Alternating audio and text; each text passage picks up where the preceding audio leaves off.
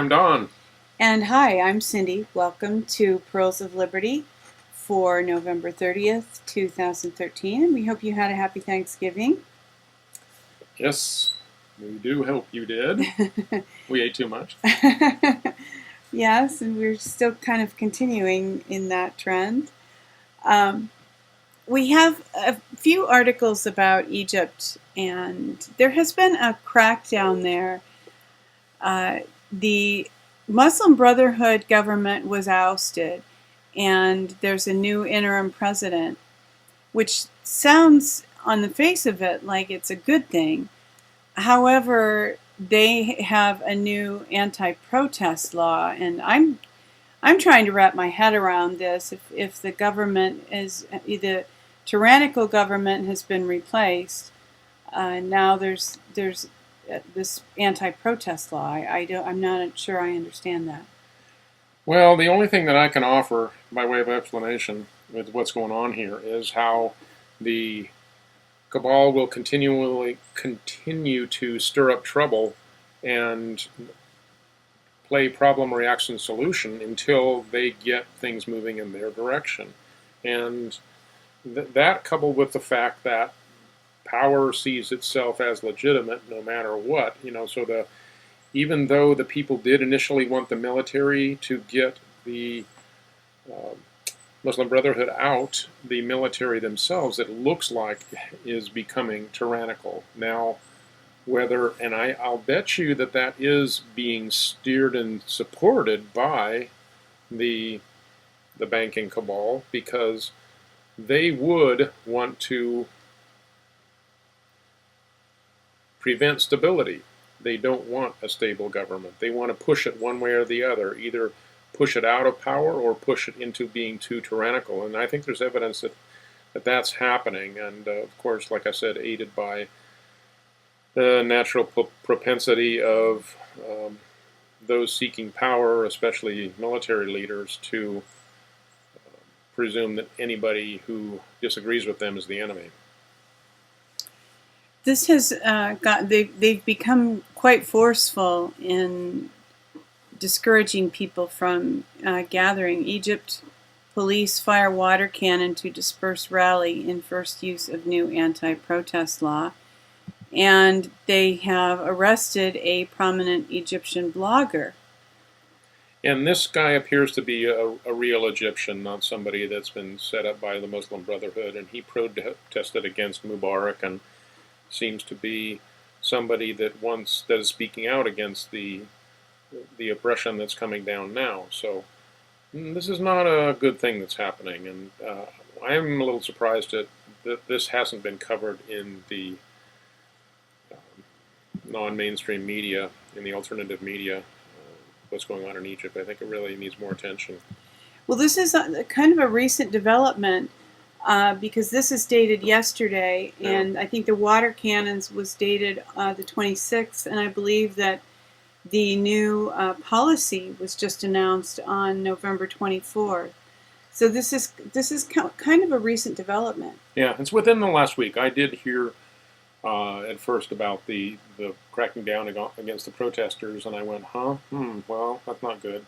But I didn't hear any more about it, and now we're getting some information coming out, and hopefully there'll be more attention after this holiday weekend that we'll be able to learn more about what's going on, and hopefully people around the world will support the Egyptian people who are still trying to rise up against oppression.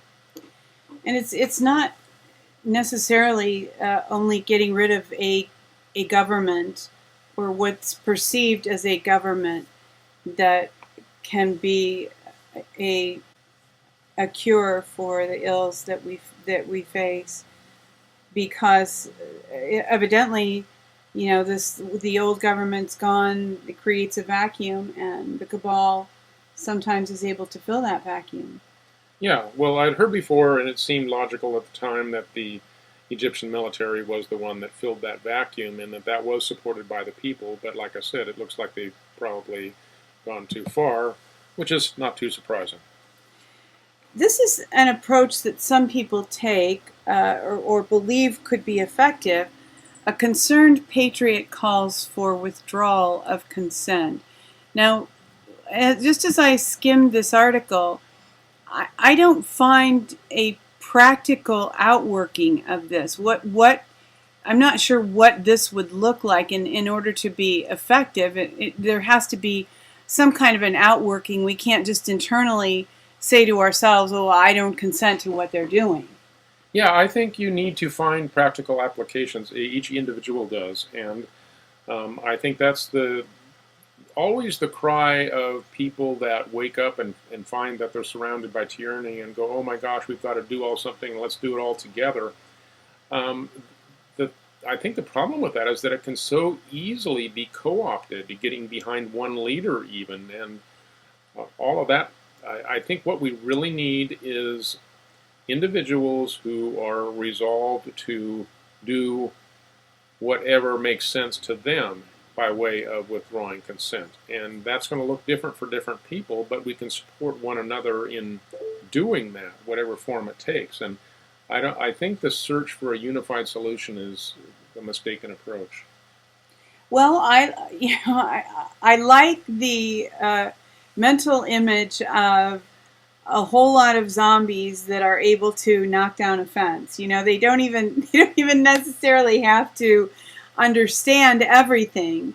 They just are able to push through and lower barriers.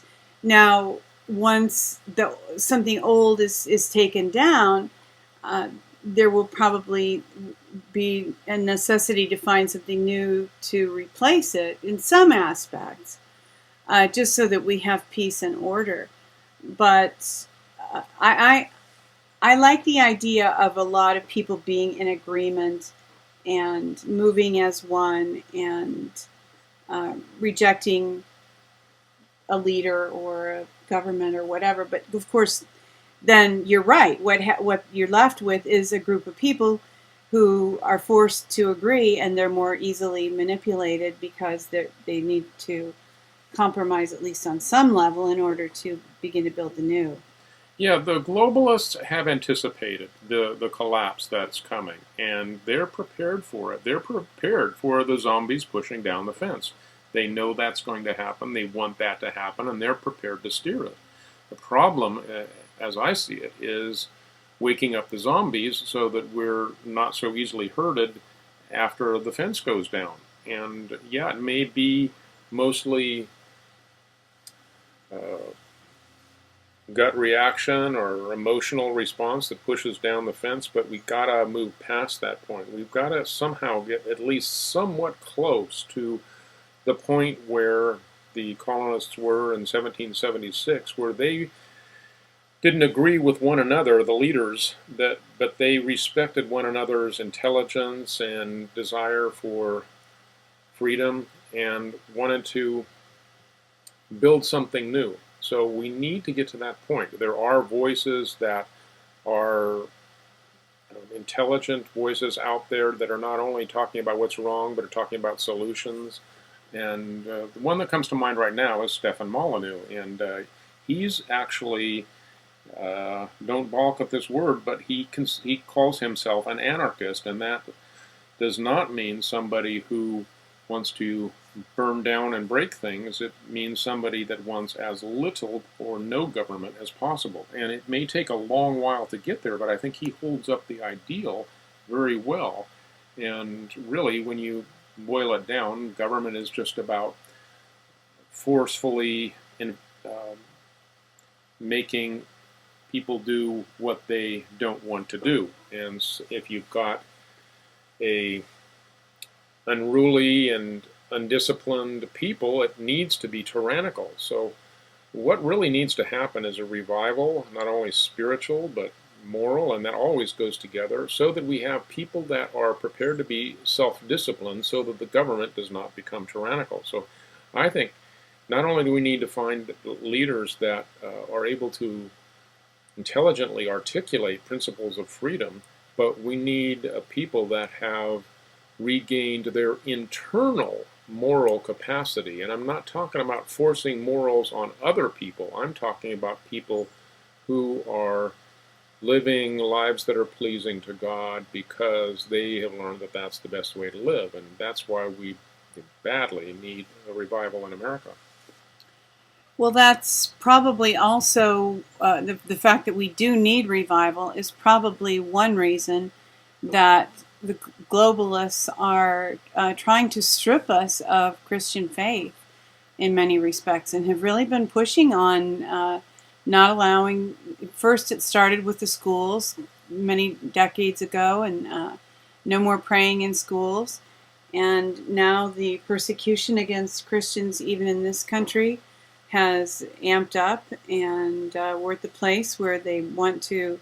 Some people are suggesting that that charity should not be tax exempt, and so much for separation of church and state here. Christians in the Bible must be destroyed before Obama's plan can kick in.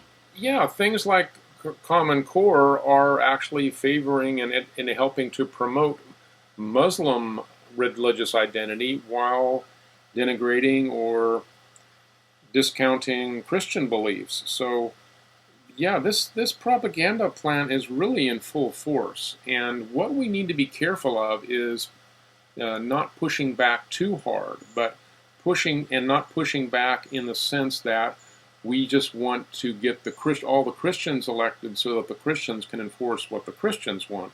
We need the approach that Ron Paul was just so excellent at, and still is excellent at articulating, is really principles of liberty so that people are able to live free lives as long as they don't hurt and harm other people.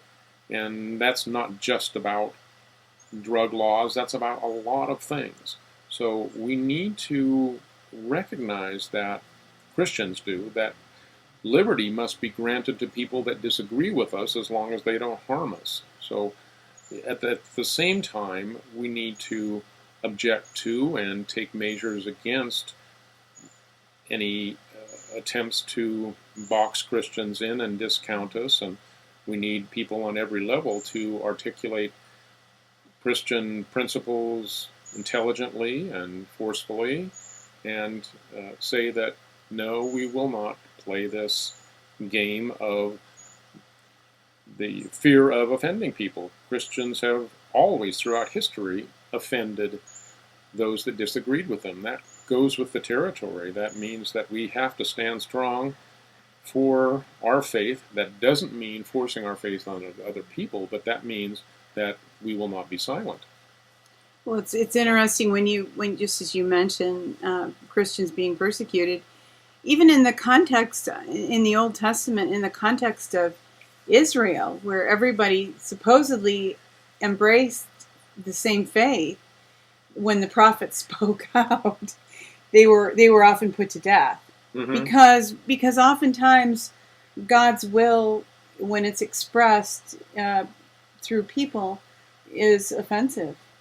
Yeah, a culture will always tend towards selfishness of the culture. Any idealism concerning things like socialism is doomed to failure because everybody thinks that they're going to get their own little piece of the pie and everybody else is going to be happy. But people begin to realize, no, my work doesn't really matter. So, and other people are in effect stealing from me. Okay, so yeah, we just had an interruption, so I'm not sure if I'm going to pick up the thread of thought exactly at the same place. But the idea where I was headed was that when a voice that says something that is against the current culture or collective of the time that has gone astray of God's will, as in the Old Testament, when in times that Cindy was alluding to in Israel, when the prophets had to speak what God was really about, those times that always happens throughout culture. It's not about getting a Christian culture again. That won't cure us. What it's about, we will need to have voices that are prophetic voices that are speaking principles of the individual freedom that Jesus died to give us. And as long as we are looking to the collective for our salvation, be it socialism or some kind of a pseudo-fascism or whatever it is that makes us think that we are great as a people once again. No, that the prophetic voices will come and they will put that down into its place and say, no, you are trying to rise up above God. I am sitting on the throne of each human heart, and unless you remove that authority that is not rightful of the state upon the throne I wish to sit on every individual human heart, then you're not going to be successful. Your plans will be thwarted. Give each individual human the liberty that Jesus died for, and you will be a free and prosperous people, and you will come together when it makes sense for you to come together to fulfill the purposes that I've put in your heart. So that's what needs to happen. And when I see articles like this that are missing the mark in that regard, but they've got a lot of good things to say, but they're oriented towards a collective solution. For instance, they're saying, yeah, we all need to support Israel. Well, I don't think that Israel is at the point where Christians should automatically support them. I just don't. So I don't think we need to move in lockstep about that. And there's a lot of things like that that I want to see the so-called Christian right grow up and become more intelligent in an understanding the principles of liberty and the true foundation of a free society. Well, it's so easy. I mean, in the recent past, the Christian right has so easily been manipulated into advocating for war in the Middle East based on loyalty to Israel, and that's really been a very dangerous deception. Yeah. Bottom line is, religion is easily manipulated because religion is an artificial collective response and organized and predictable, whereas the faith that Jesus died to give you and me, the faith of Abraham, Isaac, and Jacob, that faith is unpredictable because it's individualized, it's atomized at the local level just by its nature, and it's fluid and it's free, that it can't be contained. And that's what I want Christians to realize. This siren song of the collective, and we'll be great through our church, through whatever movement that we're a part of, that's a false cry. That we need to recognize that he who is within us is the one that's great. And I'm not saying that each of us needs to trump ourselves up as something great, but we need to respond to Christ individually more than collectively. And the collectivist call can disguise itself. It's not just communism, it's all kinds of we'll be great when we move together, a kind of thinking. There are movements of liberty, and those are things that we can align ourselves with, but they're not perfect, and we always need to listen to that still small voice.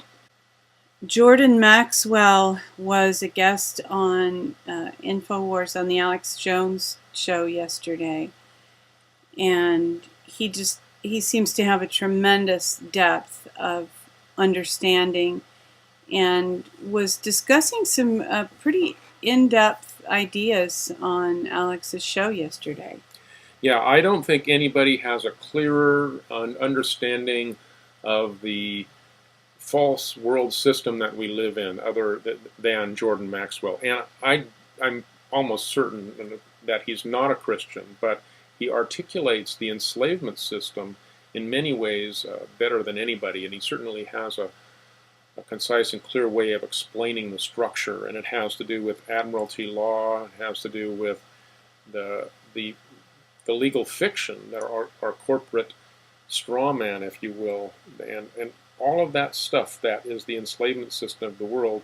And he talks about, how to recognize it, and once you recognize it, then you can begin to get free of it, but the first step is recognizing it. So I recommend watching this video if anybody is not familiar with the work of Jordan Maxwell. He hasn't been around for a year or so online, and his health isn't that well. He isn't that well right now, and he may not be around that much longer. And he's just a great voice articulating the enslavement system of the world that will no doubt still be around for a while, and they need to learn how to deal with it. It will morph, but it's been growing for hundreds of years, so it's not going away overnight. We need to know what it is.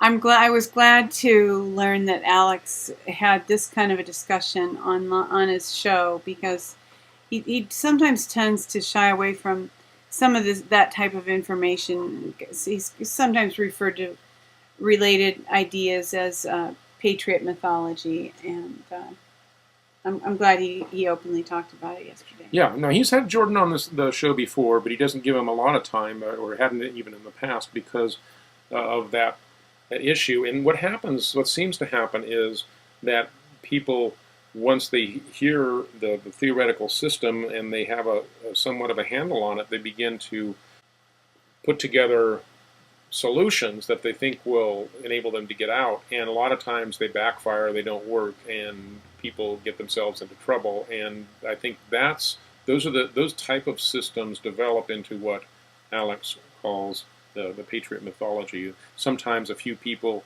they work for a few people, but then more people keep trying it, and then it doesn't work for them. But I'm just saying, get informed, and I'm also saying listen individually, because it is in situations like this where people begin to come up with a unified solution using some of the principles like what Jordan talks about here, that people begin to get herded, and then the control masters actually can begin to manage that small herd that's beginning to escape. So again, the more individual we can get in our solutions, the better. And the more informed we are about the world that we live in, the better. So we hope that you will take 16 minutes and 25 seconds to listen to this interview. And we also hope that you are having a pleasant weekend, and thank you for joining us for this week's Pearls of Liberty.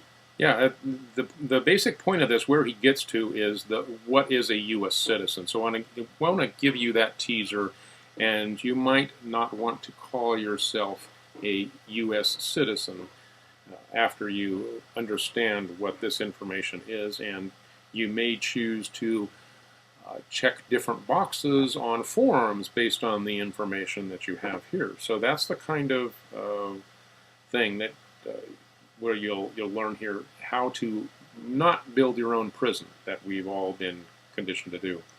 So as always, we remind you to see the world the way that it really is. See yourself in it. Walk your walk. You are the one you've been waiting for.